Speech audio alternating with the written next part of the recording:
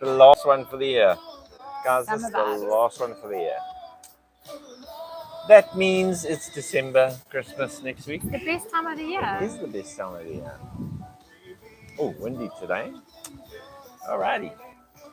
Let's turn the music down a little bit. It seems a bit louder because I'm outside today. Anyway. Oh, awesome to have you here. We are having a very windy day today.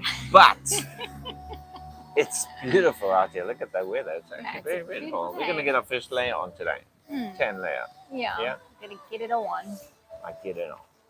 All right. Okay. So we are ending 2013. Just 2013. 2023. I was just saying to Tori that been doing this for almost 4 years. It's online stuff. Online stuff. My word. Who would have ever thought? It was crazy to me that it's been 4 years. It is a little bit scary. No, 3 years. I went green 3 this years. time. 2020? 20. Yes. Nothing. Okay. Anyway, so we're going to end on a very sad note today. Awesome. We're going to end with this little verse. It goes like this. Paul, in 2 Corinthians 12, verse 15, he says, "And I verily gladly spend and be spent for you, though the more abundantly I love you, the less I am loved." This is where we're going to end today, but we're going to jump a little bit back. We're in chapters 10 to 13 of 2 Corinthians. We are dealing with these last chapters first because it is understood that these 3 chapters were written in response to an incident that happened in the Corinthian church. This incident probably happened after 1 Corinthians was written. Paul goes back, he visits them for a second time, and there's an incident.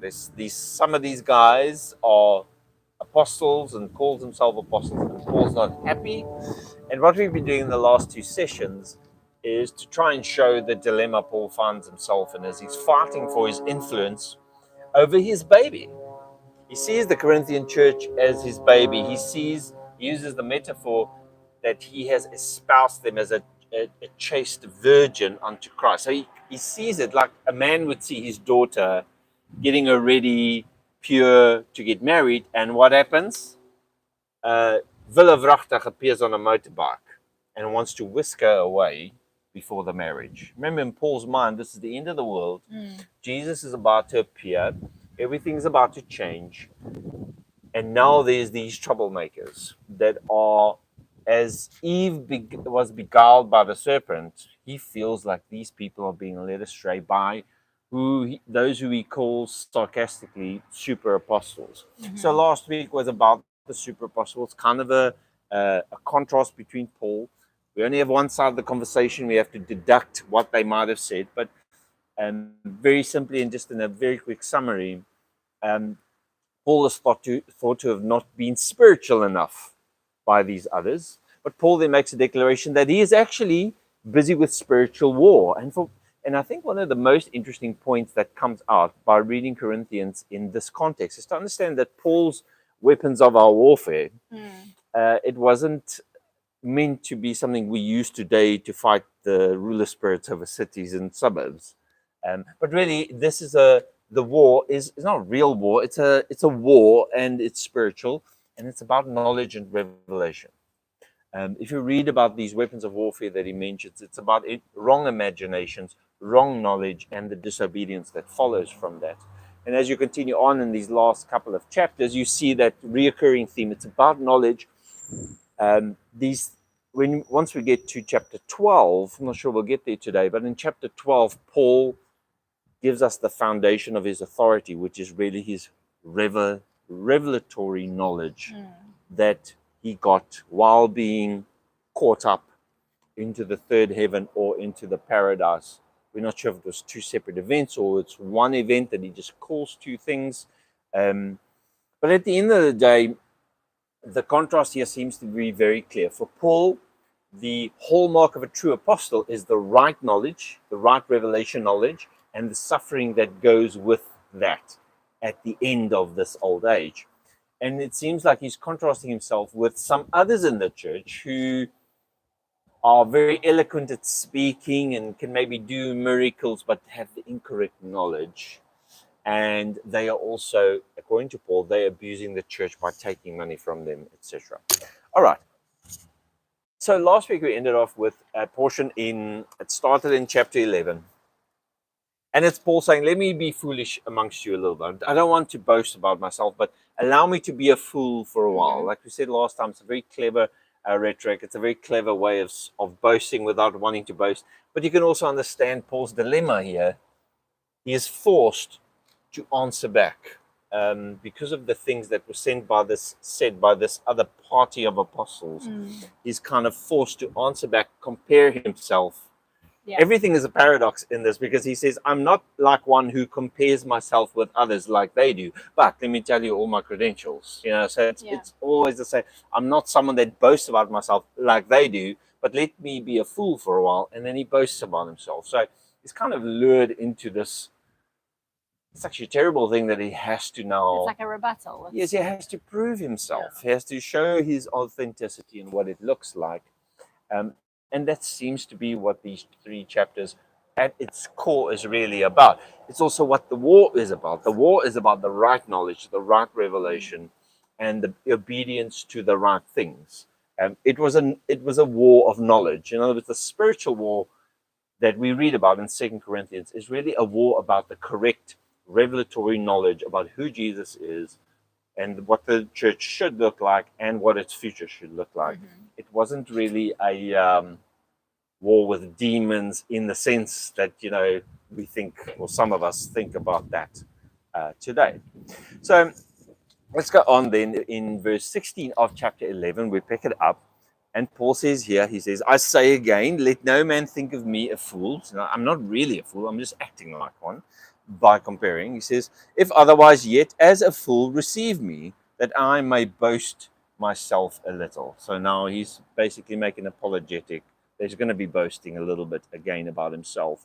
Not in a bad way, but he's kind of forced to do that.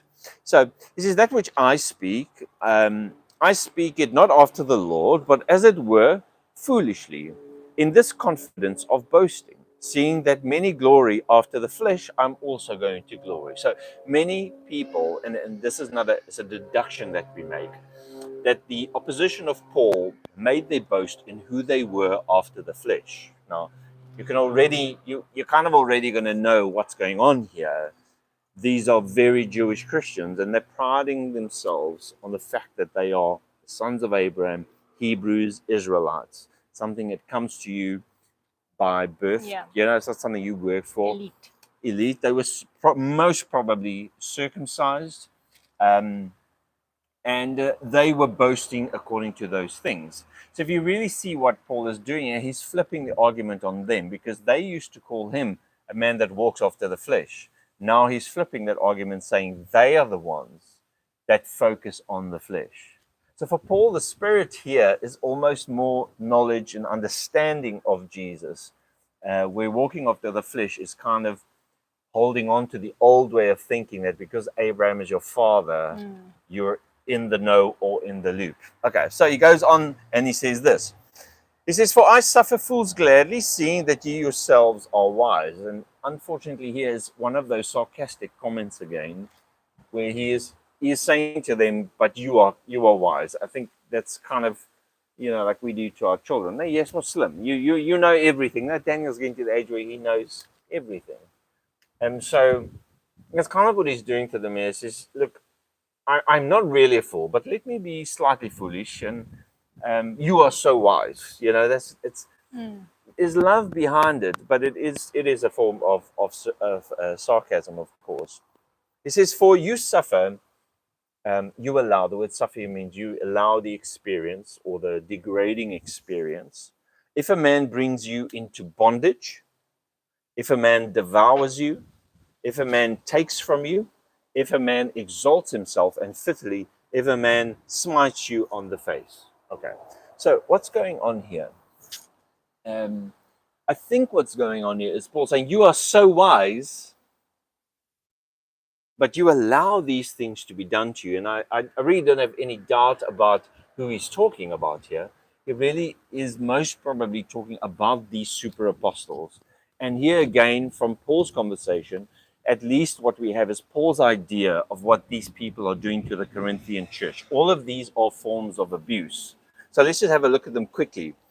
Number one, he says they bring them into bondage. Now, if this is consistent with Galatians, then this bondage would be a bondage according to the law. This would ultimately come in the form of you have to be circumcised, you have to go back to the kosher laws, you have to honor the Sabbath in the way that the law says, which we know for Paul. Paul was one who said, look, we don't need those things for the Gentiles.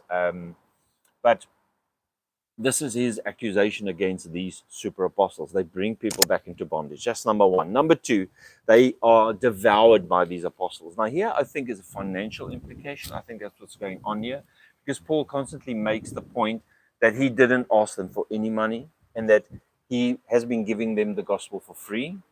And at some points, he even, I guess, gets sarcastic about it again when he says, did I offend you because I gave everything to you for free? Like, is that a stumbling block for you? Should I have come and charged you a lot of money? Then you would have valued it more.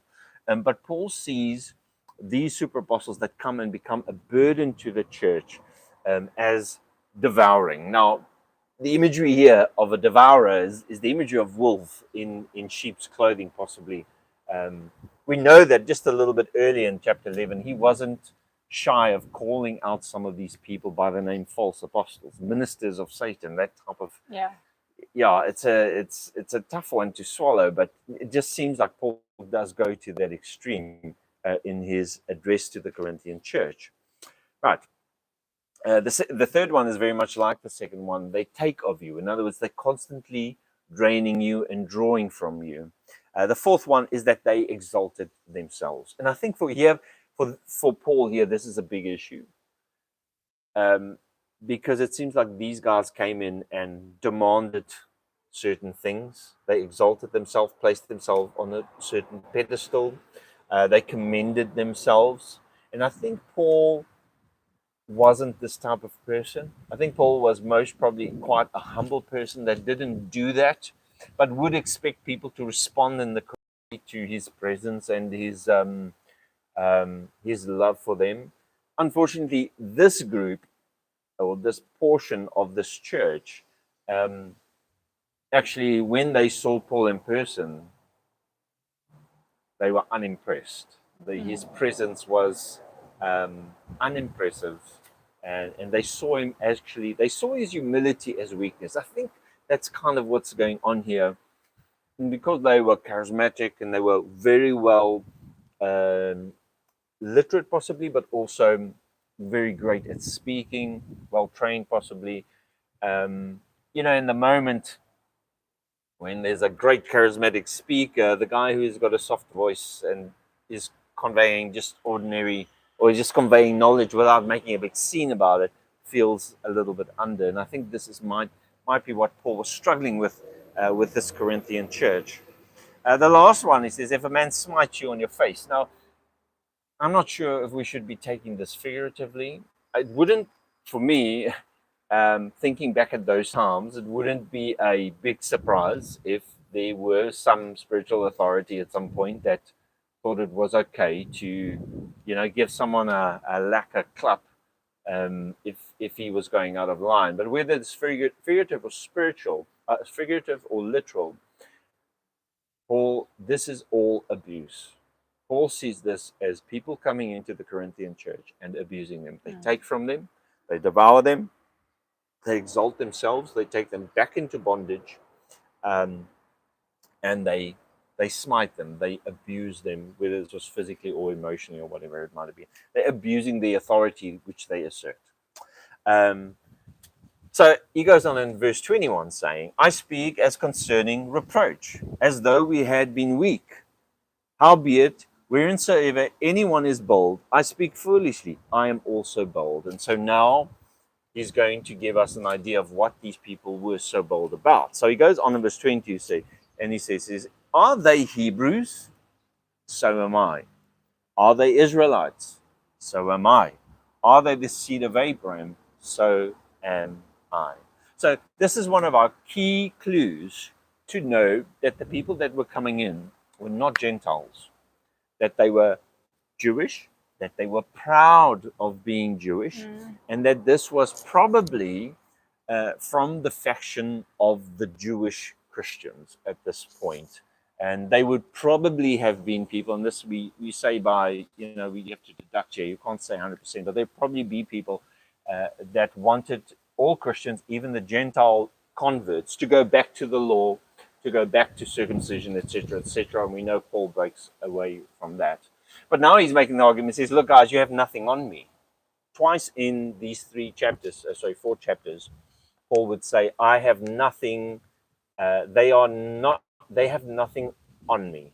Like I'm not anything behind these super apostles. And this is one of the areas which he now foolishly has to bring up. I am as Jewish as they come. I've got the same lineage. I'm a Jew as many of them.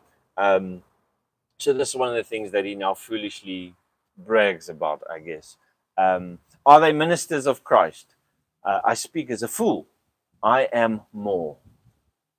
Yeah. So there's no doubt in our minds, and we see this even in the book of Galatians, that Paul would from time to time, it just comes through in his speaking that he's always in conflict with some Jewish group, Christian group, and always considers himself superior, even if it's humbly. That's his honest assessment. He is superior to these super apostles, whatever he calls them, and other Judaizers, he sometimes calls them. He feels like he has something that they don't have. And when they start bragging about their heritage and their ability to speak well, even their ability to perform miracles and stuff, Paul's not intimidated really, because he feels that what he has is more important than what they have. What he really is worried about is the people of Corinth, and that they would go after the outward stuff instead of the true knowledge. Okay. So now he goes on, and these are his credentials. And what I want you to notice as we go through his credentials, these are not really credentials that anyone would want to brag about. And this is where it gets interesting, because Paul is leading you to a place where he's going to give us his criteria for what a true apostle is. And that's what you find later, and I will say it now, but he says, God eventually told him, in your weakness, my strength is revealed. And so from that point of view, Paul is now boasting about his weakness, because in his mind, strength, the true strength, true apostolic strength, comes from the weak place, not the majestic, bombastic, demanding space. All right, so here we go. He says, of the Jews, are they ministers of Christ? I am more. In labor, more abundant. I work harder than them, all right? In stripes, above measure. Stripes is the stuff they got on their backs. In prison, more frequent. In deaths, often. Of the Jews, 5 times received I 40 stripes, except the 1 time. That's pretty serious. If you think about it, Jesus got 40 once. Paul is saying, I got that 4 times already. And okay, 1 wasn't 40, but the rest were all 40. So now he's boasting in his humiliation. 3 times I was beaten with rods. Once I was stoned. 3 times I suffered shipwreck. A night and a day I have been in the deep. In journeyings often, in perils of waters, in perils of robbers, in perils of my own countrymen, in perils by the heathen, in perils in the city, in perils in the wilderness, in perils in the sea, in perils among false brethren. This is a terrible CV. The terrible CV. And you have to think, you might want to give Paul some advice and say, it might not work in your favor to tell people how terrible your life is, because they're supposed to be following you. This is not a good advert for Christianity at this time. But Paul makes a point of listing his weaknesses and his sufferings. And also today, in certain circles of Christianity, the better it goes with you, the more spiritual you are, the more blessings you have, the more in tune you are with God. It's not really a biblical Christian. It's definitely not a Pauline Christianity that thinks like that. For Paul, his sufferings is that which will eventually brings the glory of the new world. And in many circles today, we've kind of left that. We've left Paul behind. We're like, thanks for the work and all the suffering, but now we're in the blessed era. You know, we need blessings, and if we just do the right stuff, nothing bad will happen to us. If you read Paul's life, all these bad things, according to him, happened exactly because he had been doing the right things, exactly because he has the right message. And he's kind of implying that these other guys who are rich, who are wise, who are well spoken, well educated, who travels and gets money, they don't get the suffering because they don't carry the right thing. The right thing will bring suffering. That's actually the point of chapter 11, 12, and 13. And that's why another portion we read about Paul, he writes about the sufferings of Christ and completing the sufferings of Christ. Now, Paul didn't intend for this to be the way that Christians have to live forever, that all Christians in all eternity is going to have to live miserable, suffering lives.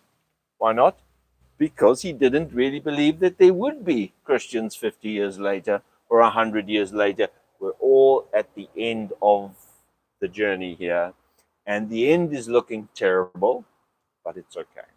The end can look terrible because the glory we're going to be receiving when Jesus comes in this new world, that's going to supersede everything we have ever suffered. So for that reason, we actually sit with a big dilemma today when we read back into this and trying to apply this to our lives. We actually live in a bit of a schizophrenic situation as Christians because we believe the good life comes from God, but the suffering life also comes from God. And it all comes from the fact that Paul was writing about the suffering life that was supposed to end quickly, and it never did.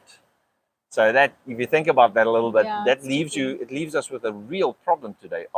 Did Paul mean that we're supposed to be suffering always? I don't think that's what's going on. But at the same time, Paul doesn't speak about a life where everyone loves you and you get promotion left, right, and center because you are blessed. It's not what's going on in Paul's way of thinking here. So he lists all these things and all his perils. Let's continue in verse 27. He says, in weariness, painfulness, in watchings often, hunger and thirst, in fastings often, in cold and nakedness. Like it's really bad. Besides those things that are without, there's also the things that are inside. So now he's mentioned to you all his external pains and sufferings. Now he doesn't end there. Now he gives you his real suffering, which is the internal suffering. Right? So he goes on, he says this. The other things that come upon me daily, the care of the churches. So here's for me, is it's a little bit of it's a moment in these chapters because it tells you that Paul, at least according to him, the care of the church, the burden of the church is real to him. When you care about something, it almost always causes some form of pain. If you don't care, no pain. The moment you really care, and I think that's what's going on here with the Corinthian church, he really, really cares about these people. They are his baby, they are his daughter, in a sense. It weighs upon him heavily. I think Paul would have been someone, from this is my own opinion, he wasn't an extroverted, happy-go-lucky type of personality. Paul was a deep thinker. Paul was most probably a little bit introverted, unimpressive in person, but strong in understanding and the ability to convey that. My creepy is giving me a good run for it now. Down, boy. Down, boy. A naughty child. Oh, there you go. Yes, the naughtiest one of the bunch. Okay. So the care of the churches was something that was really upon his heart. And I think it's when you read portions like this and when you end with this, the more I love you, the less I'm loved, for the churches, for what he believed was the right way. So the care of the churches. He says, who is weak? And I am not weak. Who is offended? And I burn not. If I must needs glory, I will glory of the things which concerns my infirmities. So if I'm going to have to boast, I'm going to boast about my problems. That is such a contra way of thinking. It's Yeah. such an unintuitive way of thinking, but it's because Paul has this underlying belief that the suffering is part of the journey into the new world. Okay. So in Damascus, the governor under Eratas, the king, kept the city of the Damascenes with a garrison, desirous to apprehend me, and through a window in a basket I was led down, quite the adventurer, by the wall, and I escaped his hands.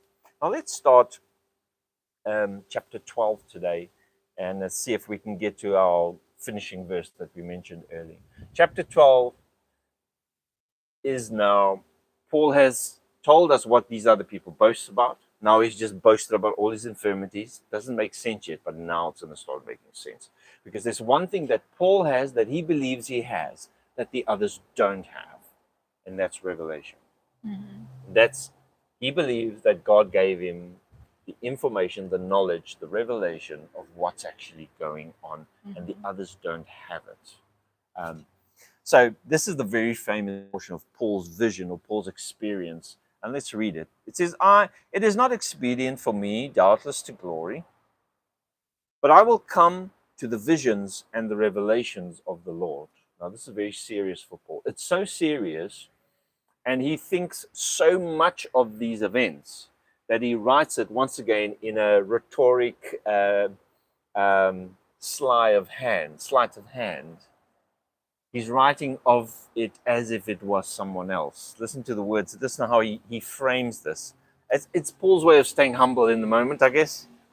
He says, I knew a man in Christ about 14 years ago, whether in the body, I cannot tell, or whether out of the body, I cannot tell. What's that got to do with anything? It says God knows. Well, it's about a visionary experience, and he's not sure that this man, which we believe to be Paul, most people agree that this is Paul speaking about himself.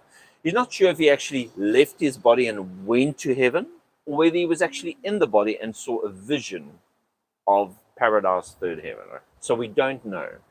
He also doesn't know. He just had this experience. There's such a one that was caught up to the third heaven. Okay, so this is interesting for a number of reasons. Firstly, the cosmology of the time, the understanding of the spiritual world or the divine realms of the time. There were multiple heavens that they believed in. Most people today believe in heaven, earth, and hell. Some people. But back then there were levels to the heavens. The Ptolemaic cosmology consisted of 7 heavens, sun, moon, and all of the planets that were named after the gods. The religious consciousness of the day of the Greco-Roman world at this point was very much like a tiered level, tiered heaven. So you had immortality. Everything that was immortal was godlike or divine. They believed that there were the great gods, and then there were the local gods, and then they were other supernatural beings. And then, at the bottom of the thing, you would have someone like Hercules, or like someone that was adopted into Godhead, like Caesar or whatever it might be. And the point being, there's many layers of heaven. So how Paul understands this, we're not 100% sure. But the point is simply that he goes into the third heaven, right? So nobody knows what he means by that. Doesn't even really write about that again. It doesn't tell us what happens there at all. It just says, look, these oaks can talk well, but I've been in the third heaven. So I don't need to shout what I'm saying, because what I have to say is important enough. And then he goes on, he says, and I knew a man within the body or out the body, I cannot tell. God knows. He was caught up into paradise. Okay, so scholars debate whether this was the same event and whether Paul is saying the third heaven is paradise. It's not that clear. Was it 2 different events? The idea of paradise is also not so clear, because it could be understood to be the 7th heaven where God dwells. It could also be understood to be the waiting place for the resurrection. So it's hard to tell what he is seeing. The point just of all of this is what he says next. I heard unspeakable words, which is not lawful for a man to utter. Okay, now he doesn't tell us what he heard. All he tells us is the things I saw, I cannot actually talk about. Yeah. Okay, immediately that puts Paul on a high level. Like, I'm There's a reason why I'm more quiet. The things I can't say, the things I saw. Now, most scholars would agree that Paul had these authentic experiences. These were real experiences for Paul. He didn't make this up. Yeah. So he had a quiet confidence. It's also what pushed him through all of his suffering, is that he knew that he knew, in his mind at least. And so this whole chapter, the fight between the super apostles and Paul now is at its real crux. And the crux of all is Paul says, look, I've been to places nobody else has been. I've seen things I can't even talk to you about. I'm telling you, I know the right way. Basically, that's the argument of the day. So he goes on. Oh man, boy, oh boy. Okay, it's probably not caught up here so much. Okay. So he says in verse 5 of chapter 12, of such a one I will glory. Okay, so you're glorying about that person, but we all know you're talking about yourself. Let me clarify. Yet of myself I will not glory, but in my infirmities. So Paul's almost distinguishing himself from his experience, saying that was God doing something to me, but maybe the idea was by grace. I didn't choose it. I didn't work for that. God gave me that. What I've done in myself is basically I've just suffered. So I'll glory in that experience, but of myself I can only glory about all my suffering. Verse 6, for though I would desire to glory, I shall not be a fool, for I will say the truth, but now I forbear, lest any man should think of me above that which he sees me to be, or that he hears of me. And so Paul's saying to them, I don't want you to think more of me than what your senses allow you to. So I'm not going to say all the things I know. He calls it the truth. I'm not going to be talking about that. He says, and lest I should be exalted above measure through the abundance of the revelations. So now basically he's admitting that he was talking about himself. So he softens the blow through this rhetoric. So he said, now I should be boasting. I should be thinking more of myself than other people. But God made sure that even though I got all of these abundance of revelations, there was given me a thorn in my flesh, right? Thorn in the flesh, thorn in the hand, thorn in the flesh. I think it's metaphor here. And the thorn in the flesh is the messenger of Satan to hit me, or to buffet me, as the King James. Okay, so there's been so many ideas on what was this. Some say Paul never really got his sight back, so he was dependent on others. Some believed he was sick. There are other people with some really interesting ideas, but I think I like what James Tabor says about this. He says, read it for what it says. Angelos of Satan. In other words, the word messenger here is the word angelos. It is the word for angel. Yeah. Angel of Satan. So we know already, as we've established, Paul's worldview is that there's these cosmic powers, of which Satan stands at the head of them, and then he has all these minions. And one of the minions was assigned to him to constantly, I don't know what to do with him. I don't know. But he doesn't explain. The point he's saying the foundational argument is, because I know so much, I suffer. You don't suffer because actually you're wrong. Like, there's no reason for the cosmic powers to come after you. They come after me because I have the truth in me. That's the basic argument that Paul makes in a very roundabout way in these 3 chapters. And he's hoping that people would pick up what he's putting down. He's hoping that the Corinthian church will say, now it makes sense. Yeah. Why is he so humble? Why is he so quiet? Why doesn't he need to be impressive? It's because of what he knows. It's because of the experiences God has given him. Look how important he is. He's even got a demon that comes specially to him. Maybe this is where some Christians get the idea that the devil visits them so often or talks to them continuously. But anyway, he says, this happened so that I would not be exalted above my measure. Can we get time there? 5 past, I can. So for this thing, I sought the Lord 3 times. He said, I asked God 3 times that this thing, let's call it an angel of Satan for now, would actually go away from me. And then here, I believe, is the key to read the whole 3-4 chapters in reverse to go see where he was heading all this time. And this is the very famous verse, 2 Corinthians 12, verse 9. And he, God, Lord, said to me, my grace is sufficient for you, for my strength is made perfect in weakness. This is the crux of the whole thing.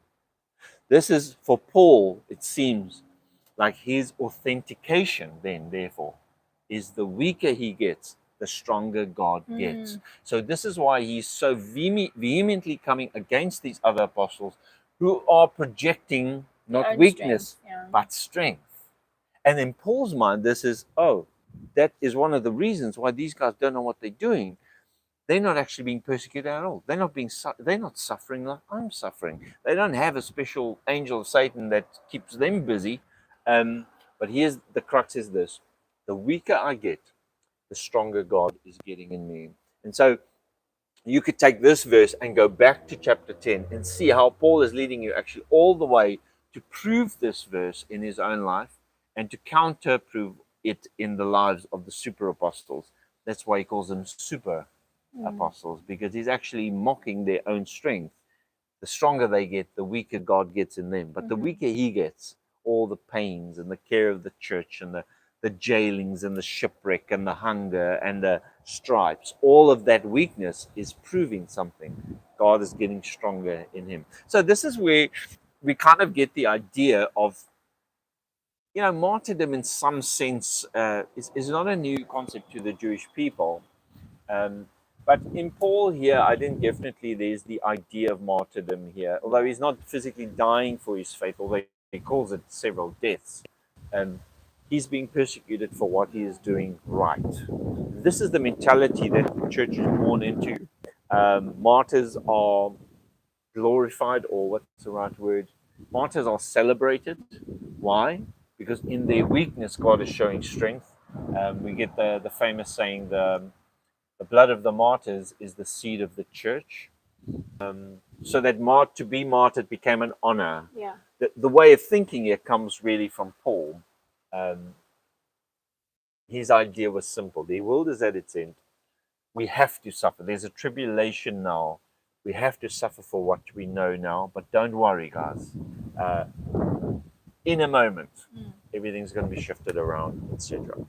So, to finish this off, he goes on to say, I will glory therefore gladly in my infirmities, that the power of Christ may rest upon me. So he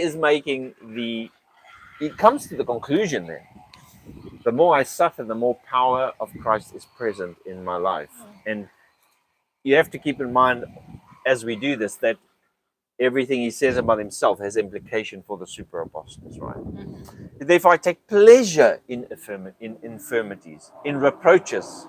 Now, reproach is exactly what he suffered in the Corinthian church. In necessities, in persecutions, in distresses, for Christ's sake. For when I am weak, then I am strong. So this is Paul's way of thinking about it. I've become a fool in glorying. You have compelled me. So I'm sorry for boasting so much, but it's your fault, basically. I should have been commended by you. For in nothing am I behind the very super apostles, though I am nothing.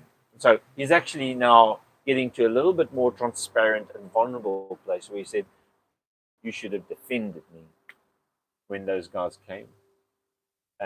Because I have nothing to be ashamed of. I am in no way behind these super apostles. In fact, we know Paul believed he was miles ahead of them because of his experiences. Now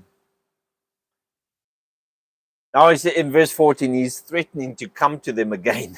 He said, behold, the third time I am ready to come to you. So this is serious now. Paul's upset. I guess he's offended, but he's also worried about the Corinthian church.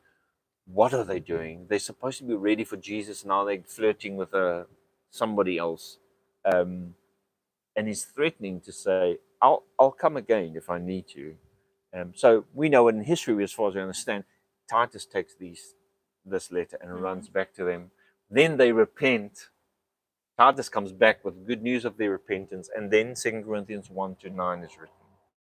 in which he is so happy about their repentance, and we'll do that, I guess, next year sometime.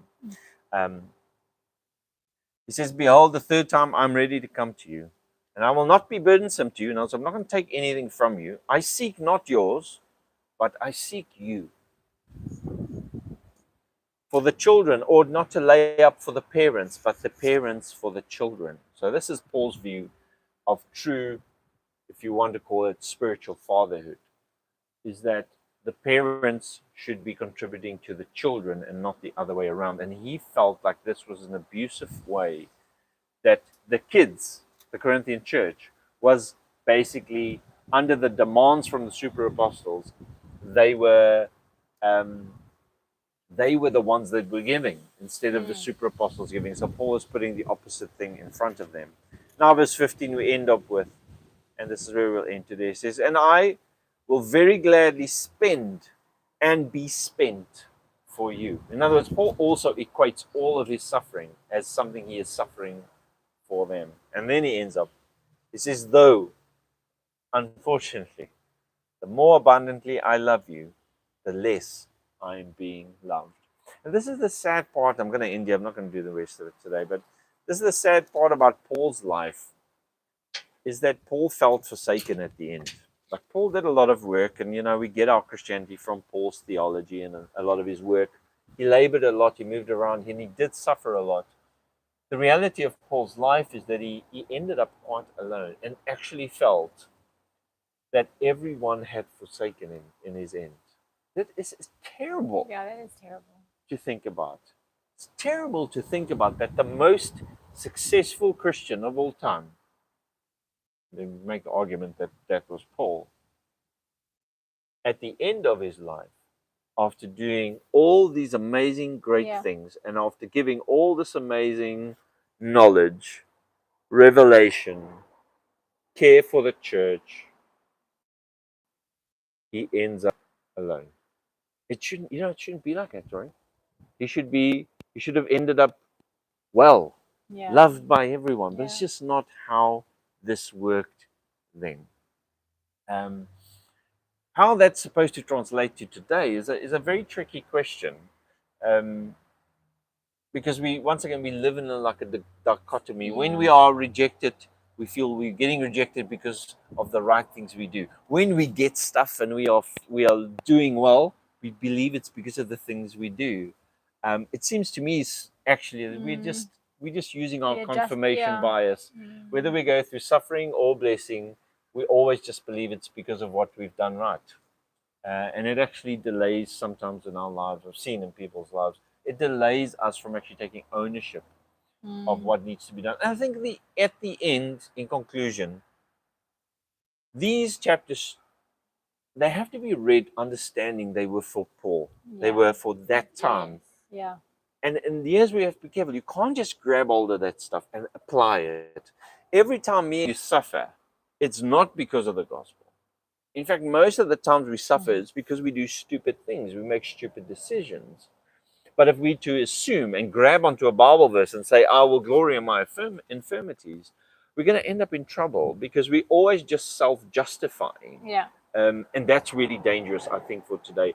So ultimately, we need to realize Paul wrote to the Corinthian church in that context for what was happening there. For a real that is not situation. applicable necessarily to your job situation and someone that doesn't like you at work, or not getting the promotion. It's two completely different things. And just grabbing onto those verses, quoting them haphazardly and actually irresponsibly, is just going to make us fall into a life of self-justification and confirmation bias, where everything just happens to us because we've done so well.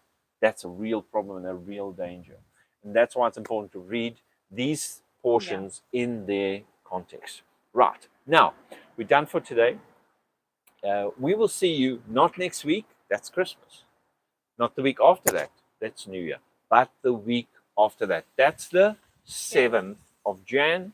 And on the 7th of Jan, we're going to do an introduction to the study that's coming up at the end of Jan. And and we'll take it from there, and then we'll get back to the book of Corinthians. Have a wonderful Christmas. Yes, a beautiful festive season. Stay safe. Yes, and also a wonderful New Year. Stay safe here during this time. Be responsible. Excuse me. Take this time to be present with your families and with those that love you and that you love. We'll see you next year. That's right, 2024. Peace out.